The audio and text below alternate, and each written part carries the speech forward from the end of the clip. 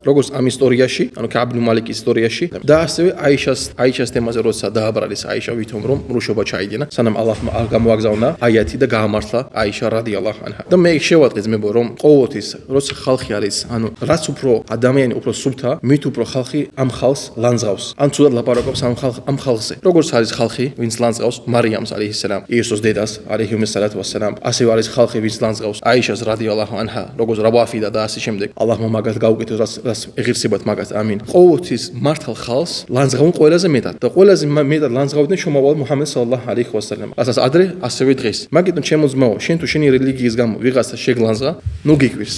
ყველაზე საუკეთესო ხალხი იყო, ანუ გამოცდილი ეგეთ რაღაცეები. და ასევე მინდა დავამატო მაგას შემდგას ძმებო. ხანდახან შეიძლება მუსლიმის თქვა რაღაცა შენი ზურგის უკან რაღაცა შენზე ცუდი.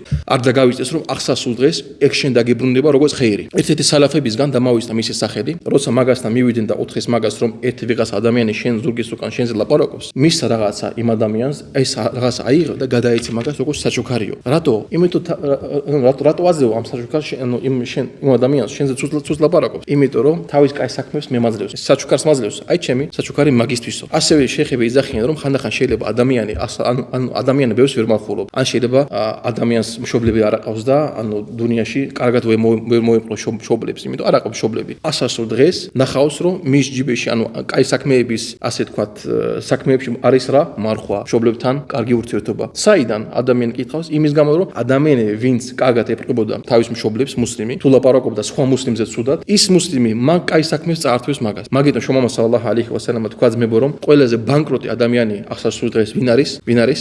და რატო გახდა ბანკროტი? ანუ ახსასულ დღეს კარგი საქმეები მაგას არ დარჩა. ეს არის ნამდვილი ბანკროტი ადამიანი ახსასულ დღეს.